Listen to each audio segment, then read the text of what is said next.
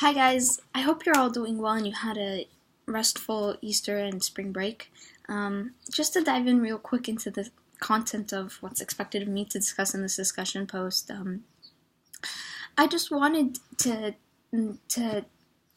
reflect on several observations that I've been making in my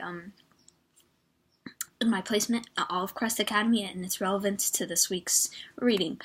And it was the fact that I was observing how much my teacher was investing so much time in practicing daily functional activities with her students.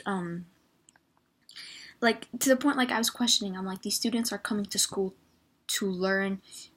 They're coming here to learn academics. Academics is the focus, not these basic or functional life skills. And so, she invested quite a bit of time in it, and I was surprised by it. And so, because I had thought to myself, like, that was the role of the parents at home. That's where these skills are taught, not at school. School's focused on education, on academics, not on such skills. And so reading this chapter was kind of just an answer to my question. And the teacher had specific roles and jobs and duties that each student had to do every day, the last hour of the day. And so it definitely gave them that independence, that responsibility, and they were always looking for the teacher's approval. And so just to dive into the questions, the first question is, what are daily living skills and who teaches them? Daily living skills, as the book describes them, are those that are most likely to have utility in the individual's life so that he can have control over an environment.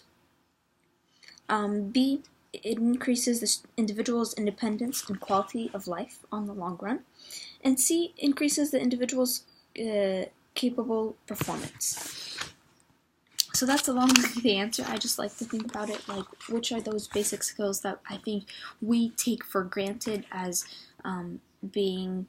functioning normally without any disability. And so such as examples include such as feeding oneself, using the bathroom, taking a shower, drinking from the water fountain, walking alone. These are just some of the examples. And evidently from my observations and from the reading, the teachers, educators, as well as parents play an important role in teaching these skills. It's not one party's responsible for it, but actually both parties are responsible for teaching these skills.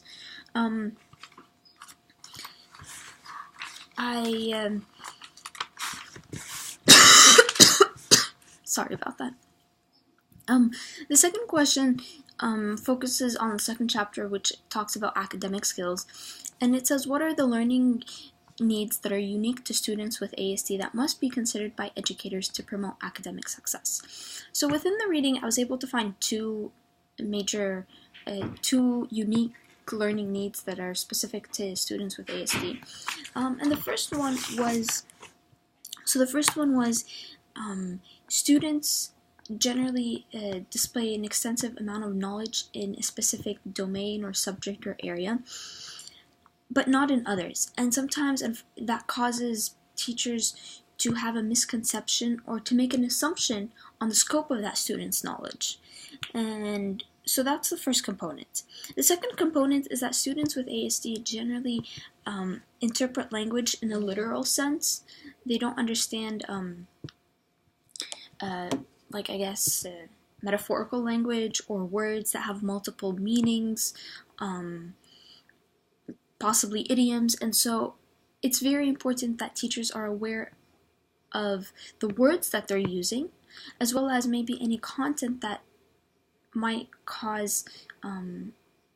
not allow them to understand, as well as maybe words or phrases that might get in their way in understanding a text. And so these are the two components. Just as it is important to adapt, to make adaptations to any lesson plan or activity for students, it is really important to implement strategies for differentiating the curriculum for students with ASD. And I think that could be done based upon two components. Primarily, knowing the students. The teacher needs to be able to be aware of the students' needs, their strengths, their weaknesses, and how they express these needs.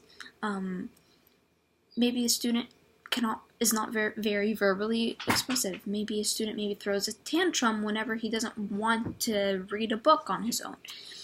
When the teacher is able to identify the strengths, the weaknesses, and the needs, and the way these needs are expressed, these needs could be better be attended to.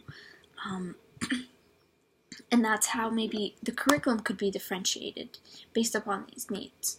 And of course, if there's an IEP, that's always a great source to always reference for students with ASD, as it has clear objectives and goals that are adapted to the needs of these students. Two, I would say staying up to date with research about the most effective ways in teaching certain content, whether that's in the area of reading, English language arts, reading, writing, or science, or math, or social studies.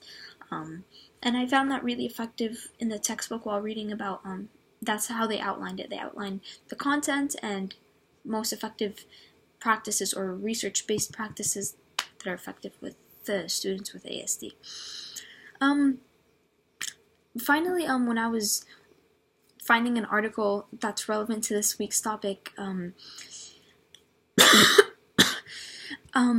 it was an article that was primarily discussing about 3 major techniques that could be implemented at home and at school in helping to teach children functional daily living skills, and it focused on videotaped modeling, photographic or pictorial pictures, and peer and sibling tutoring.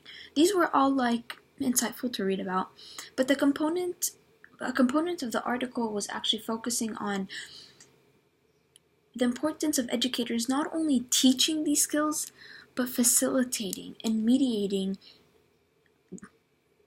the application of these skills. And what I mean by that is some parents, the article was talking about how some parents feel that they believe that their kids are incapable of carrying out activities. They want their kids to be independent, but they believe that their kids are incapable of doing so. And so that's where the author of the article was talking about the role of educators comes in, and how we play a role in convincing the parents.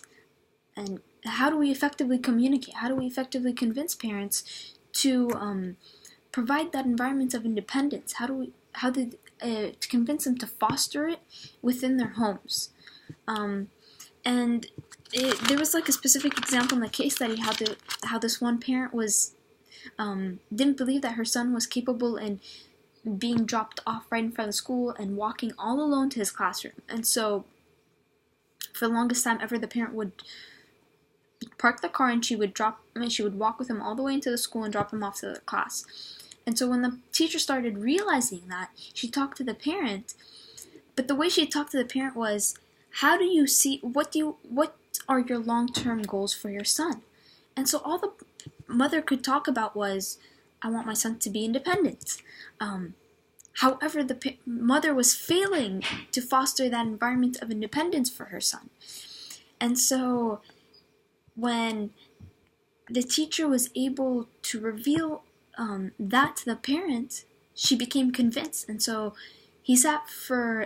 they tried it out for a week, and within 3 days, her son was able to walk to the classroom without any assistance.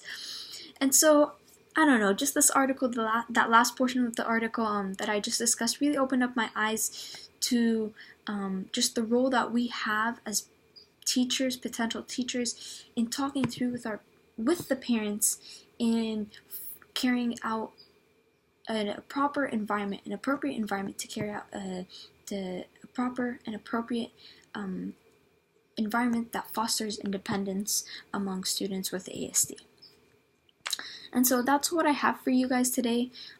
If you have any questions or you want further clarifications, please feel free to comment. And The link to the article will be attached below. Bye.